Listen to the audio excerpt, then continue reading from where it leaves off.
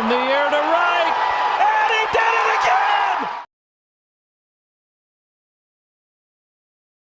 again! To Lefty's 2 broadcasts. We got week 90, 9-0. And of course, we have a new patch. And that's what we're talking about today, and a little bit of the new player. So that's all we're doing. And also, of course, the groups. Let's get into it. Once again, here we go. Bronze level 2, the Misfits in their second week in existence. Trying to get it done. Eagles 2, chill. Again, the Eagles by themselves are pretty crappy. And so is their minor league team. So, they've been there for a while. They haven't been able to get past bronze level 2 or 3. That's pretty sad in general. You got UJAXI, Tierra Piedra, and Caught Looking. All right, let's see if the Misfits can climb the ranks. Next, we have Baseball Canada, Nexus, Cooperstown 2, USA, MLB, Hyundai Unicorns. All right, for Nexus, this is a great opportunity for them. They're about 2 solid weeks away from potentially getting to that 6,000 spot. So we'll see if they can get it based off their rankings. And of course, Hyundai Unicorns, Cooperstown 2. I mean, this is a great opportunity for all the clubs, but with USA, MLB, and Nexus really close to that 6,000, good chance with these lower level opponents. Next, we have the Aftermath. Next, one of many of these clubs, SK, One Pitch, One Time, Shrine, and Aviators. Next, Aftermath, Uprise, Masaba Full Swing Extreme. That's that club that is climbing a little slower than normal, but they're coming. So just don't hold your breath, but they're going to be in that top 100 in no time. All right, we got Black Naya, Ghostbusters, and Homers. Next, here we go. This is kind of a stupid group. Keep Swinging, Slam Jams 2, Soba. And these 63rd, 55th, and 47th are going against Korea, which is one of those teams that kind of goes back and forth to that 6,000. And the Clowns. Clowns are so clownish that they can't even compete with the big dogs. They're going against 63rd, 55th, and 47th. What a terrible club, man. Right? You say you're a big dog, but you're going against the mid-range, top 100. It's pathetic. All right, Cobra Kai, Faded Hands, the Majors, Bold Chips. A couple people left that group. I see that now. And the Cubbies, in a goal level 5. All right. Next, we have the Aftermath. This is their main club, 78th. Pretty tight groups here. Camo, 82nd, US Diehards, Yankees, and Legends are the favorites here. I don't know, man. This would be a tough one up for grabs, but, kind of excited to see the outcome of this one. Could be anybody. All right. You could call this the Death Group 2 if you want to go that route. 3rd, Sluggers. 7th, Taiwan. All-Stars, 8th. 18th, Blue Jays. Again, they're back and forth. And then the 51st Taiwan representative team. Again, a little odd, but the Taiwan representative team scores quite a bit. So they kind of earn their opportunity again against these top dogs here. My All-Stars are probably the favorites in this one. If I had to make a guess, I'm going to say the All-Stars are probably going to get this one done. All right, Perella Negra, Platinum Level 2. They should probably be at that 4,000 spot here after this week, if I had to make a guess. Start Swinging, Houston Astros, Taiwanese Kindergarten, America First 2. So Perella Negra, Taiwanese Kindergarten, probably first and second here. Most those teams have been getting over 150. Start Swinging, getting close. But, yeah, so Perella Negra does not have a problem in this week, I don't think. Next, we have the All-Stars, their first week in the top 100. And I got a pretty interesting group here. Golden Moon, 91st. Tough and Tender. Tough and Tender, odds-on favorite. They've been a quick climber, as well as the Taiwan representative team. Two of those, they've been climbing the ranks quick, and they've been going against each other back and forth.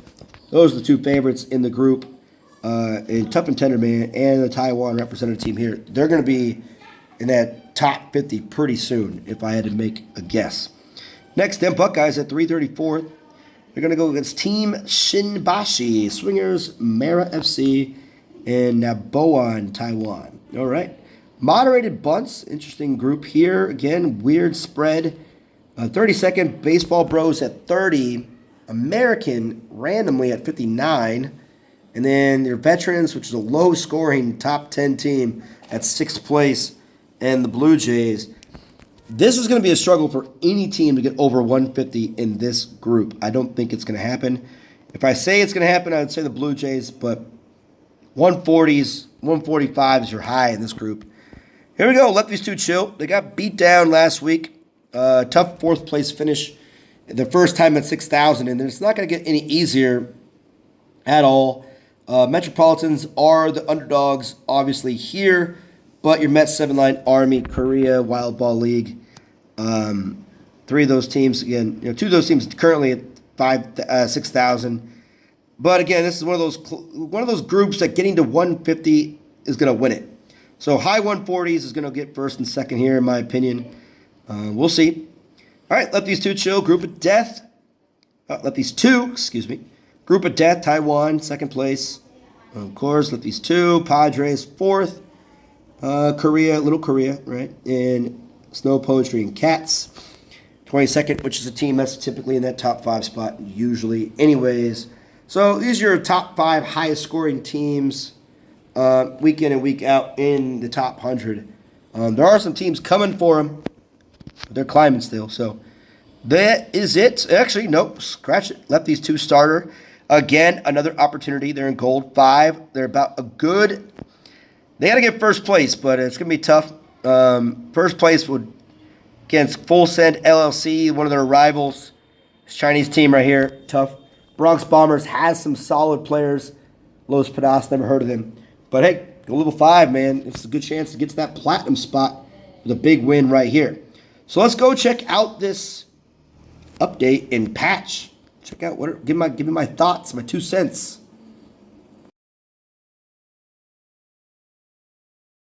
Okay, so here we go. We're going to start off with the update November 2024. Experience the in-game excitement of the postseason. We're back at it again with postseason upon us. Baseball Clash brings you thrilling matches and unpredictable moments.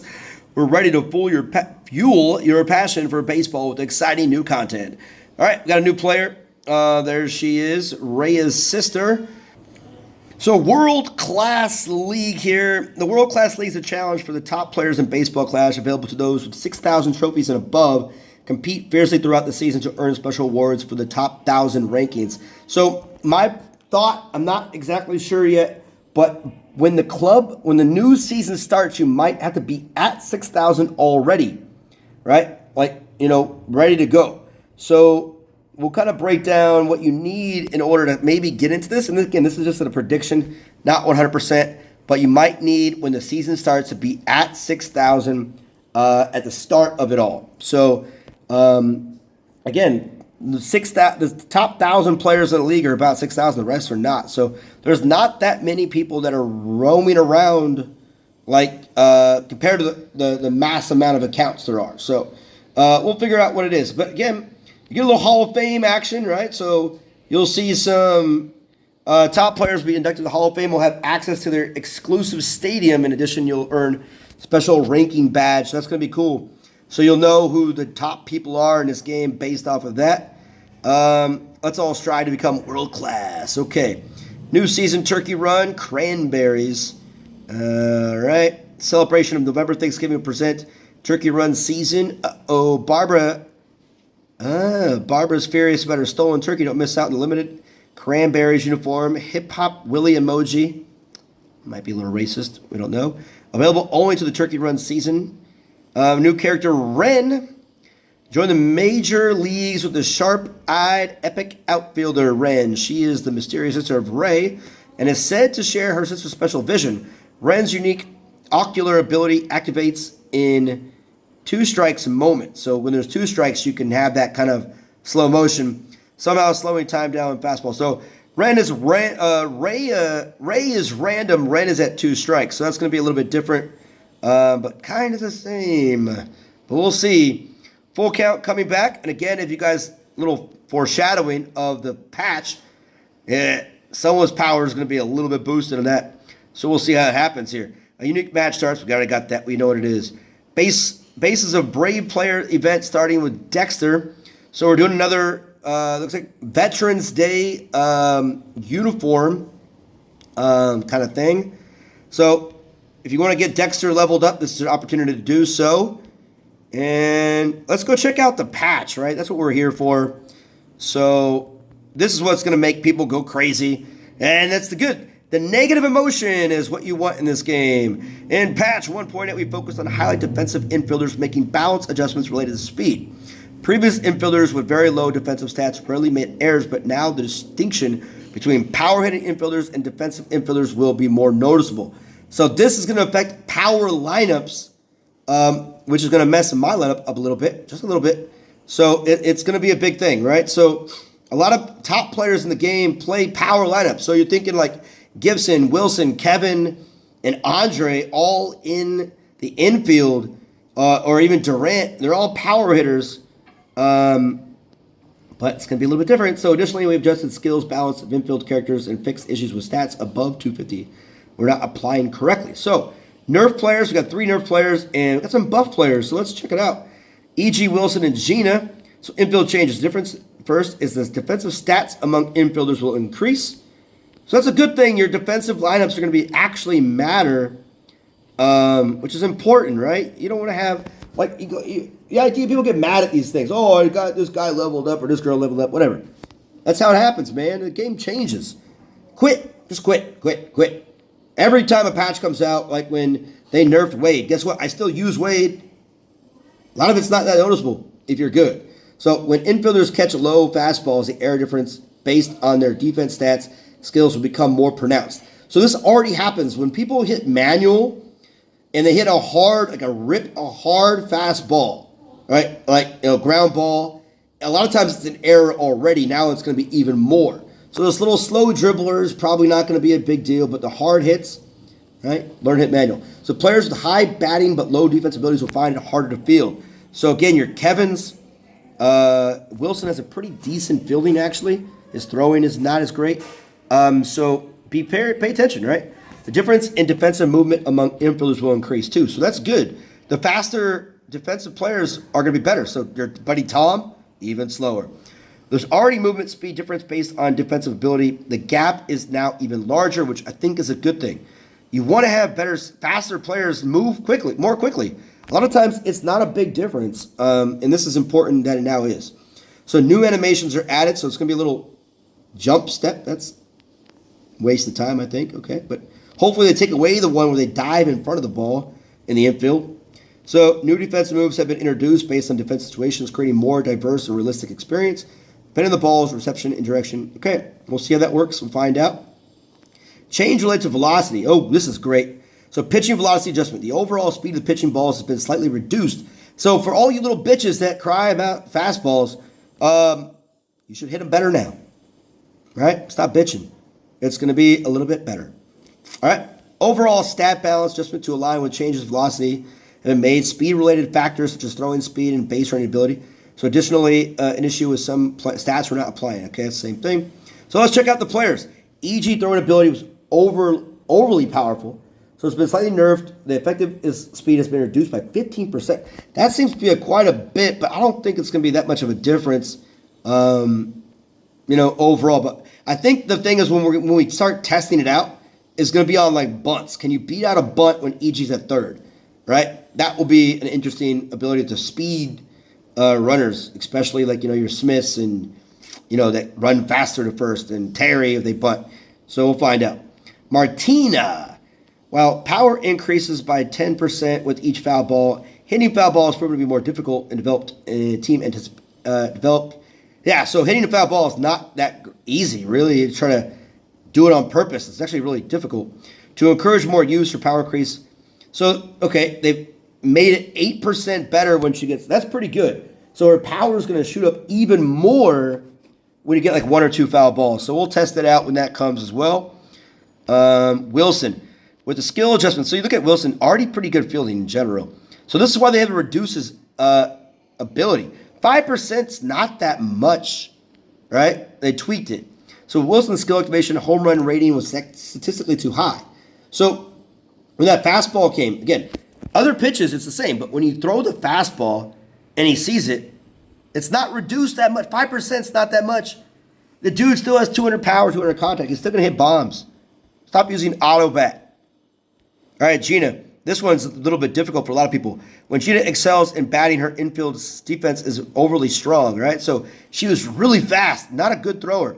To give infielders more opportunities, her skill effective adjusted with 5% reduction in movement speed to increase. So she's a little bit slower, which I think is a good thing because, you know, her arm is not that great, but she was moving so quick. She was beating out bunts, which is great, but I don't think it's going to really affect her too much.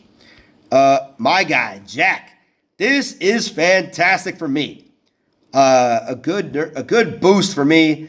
Jack's skill untouched since release has been enhanced to balance as other skills. His speed increase affects. So he was like at maxed out 177. Now going to be a good 183 for me. This is great news. So he is going to be even more balanced. This throwing already great. Speed's going to be there. Contact's still low, but you know when you're hitting bombs, who cares? That's awesome. Hank, Hammer Hank. Hank strong on the first pitch. Again, no one uses Hank. Just throw a ball on the first pitch. So his power goes up 30. Okay, so 208 power on the first pitch. Here, throw him a ball. Done. Okay, Alexandra. This one's great. People are getting scared. I think we need more scared power hitters. Anyways, just don't load the bases. And again, known as the goddess of full count mode, receives enhancement for balance with other skills. Her powerful full count has been increased to 40. Again, this is bases loaded. But again, they're going off the idea of in the full count, you have the bases loaded with a full count. So they're kind of playing off that if people are misinterpreting what's going on. But it is full, bases are full. She's now going to be at 243, which is great. Don't load the bases. Be a better pitcher. Brock Brockington, again, one of the better common players in the game. An infield known for a stable defense is one of the least used players. The skill effect has significantly enhanced to improve overall performance. So again, fielding now when opponents is scoring position. That is great news. He's going to be at 233. My math is correct. 233. Yeah. 203, 233. That's great. So he's going to be even better in clutch defensive situations. Already a good contact and power hitter, but again, it's common. So we'll see with the ability of taking down more errors for power hitters. So this is a good power contact with, Brock's going to be a good tool. Rodriguez, another enhancement. Let's see what happens. Despite prior enhancement, Rodriguez, left-handed pitcher slayer, remains underused. Again, he's of common and he doesn't do shit.